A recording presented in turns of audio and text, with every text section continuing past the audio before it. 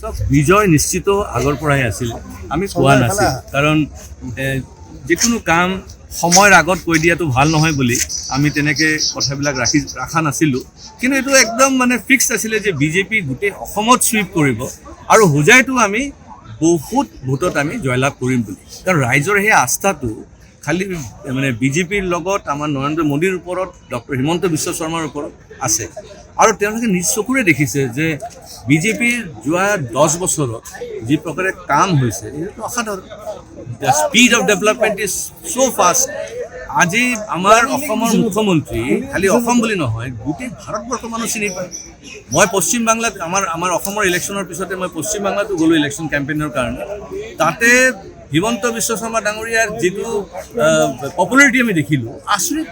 কাৰণ যেতিয়া মিডিয়াসকলে ৰাইজক সুধি আছে যে আপোনালোকৰ যদি বিজেপি চৰকাৰ ইয়াতে হয়, আপোনালোকৰ মুখ্যমন্ত্ৰী কি ধৰণৰ বিচাৰিছে, তেওঁলোকে ডাইৰেক্টলি 1 পইণ্ট কৈছে যে ডক্টৰ হিমন্ত বিশ্ব শৰ্মাৰ নিচিনা আমাৰ মুখ্যমন্ত্ৰী বিচাৰিছে। যদি পশ্চিম বাংলাৰ মানুহে যদি হিমন্ত বিশ্ব শৰ্মাৰ নিচিনা এজন ব্যক্তিক যদি মুখ্যমন্ত্ৰী বিচাৰি আছে, তো স্বাভাৱিকভাৱে অসমত কি হ'ব? অসমত তেওঁ মুখ্যমন্ত্ৰী হ'ব আৰু তেওঁ চুইপ কৰি আছে। এটা কথা আপুনি নিশ্চিত বিজয়, আনুষ্ঠানিক ঘোষণাই বাকী আছে, সমষ্টিবাসীক কি ক'ব? চাওক, অসম আমাৰ সমষ্টিবাসীৰ ওচৰততো মই অবলাইজ, ঠিক নাই।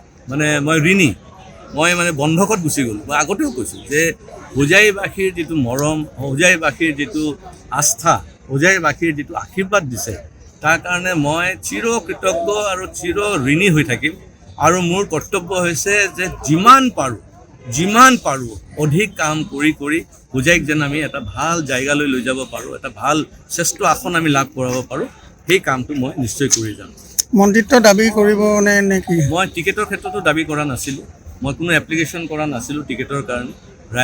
দলে দিছে, মই গ্ৰহণ কৰি পেলাই কণ্টেষ্ট কৰিছোঁ।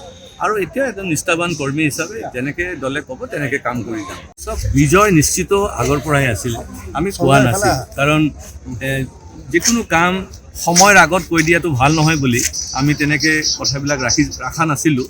কিন্তু এইটো একদম ফিক্সড আছিলে যে বিজেপি গোটেই অসমত চুইপ কৰিব আৰু হোজাইতো আমি বহুত ভোটত আমি জয়লাভ কৰিম বুলি। কাৰণ ৰাইজৰ সেই আস্থাটো খালি বিজেপিৰ লগত আমাৰ নৰেন্দ্ৰ মোদীৰ ওপৰত, ডক্টৰ হিমন্ত বিশ্ব শৰ্মাৰ ওপৰত আছে। আৰু তেওঁলোকে নিজ চকুৰে দেখিছে যে বিজেপিৰ যোৱা 10 বছৰত যি প্ৰকাৰে কাম হৈছে সেইটো অসাধাৰণ। The speed of development is so' fast. আজি আমাৰ অসমৰ মুখ্যমন্ত্ৰী খালি অসম বুলি নহয়, গোটেই ভাৰতবৰ্ষ মানুহ চিনি পায়। মই পশ্চিম বাংলাত আমাৰ অসমৰ ইলেকশ্যনৰ পিছতে মই পশ্চিম বাংলাতো গ'লোঁ ইলেকশ্যন কেম্পেইনৰ কাৰণে। তাতে হিমন্ত বিশ্ব শৰ্মা ডাঙৰীয়াৰ যিটো পপুলাৰিটি আমি দেখিলোঁ, আচৰিত। কাৰণ যেতিয়া মিডিয়াসকলে ৰাইজক সুধি আছে যে আপোনালোকৰ যদি বিজেপি চৰকাৰ ইয়াতে হয়, আপোনালোকৰ মুখ্যমন্ত্ৰী কি ধৰণৰ বিচাৰিছে, তেওঁলোকে ডাইৰেক্টলি 1 পইণ্ট কৈছে যে ডক্টৰ হিমন্ত বিশ্ব শৰ্মাৰ নিচিনা আমাৰ মুখ্যমন্ত্ৰী বিচাৰিছে। যদি পশ্চিম বাংলাৰ মানুহে যদি হিমন্ত বিশ্ব শৰ্মাৰ নিচিনা এজন ব্যক্তিক যদি মুখ্যমন্ত্ৰী বিচাৰি আছে, তো স্বাভাৱিকভাৱে অসমত কি হ'ব? অসমত তেওঁ মুখ্যমন্ত্ৰী হ'ব আৰু তেওঁ চুইপ কৰি আছে। এটা কথা আপুনি নিশ্চিত বিজয়, আনুষ্ঠানিক ঘোষণাই বাকী আছে, সমষ্টিবাসীক কি ক'ব? চাওক, অসম আমাৰ সমষ্টিবাসীৰ ওচৰততো মই অবলাইজ, ঠিক নাই।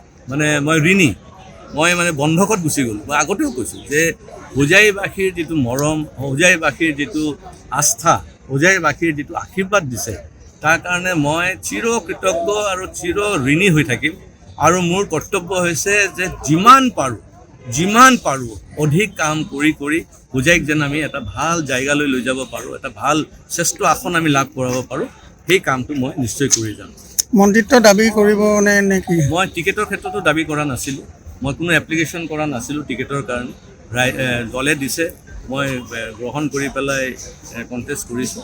আৰু এতিয়া এজন নিষ্ঠাৱান কৰ্মী হিচাপে যেনেকৈ দলে ক'ব তেনেকৈ কাম কৰি যাম। যিকোনো খবৰৰ বাবে যোগাযোগ কৰক আমাৰ এই নম্বৰত 9181 307 2221।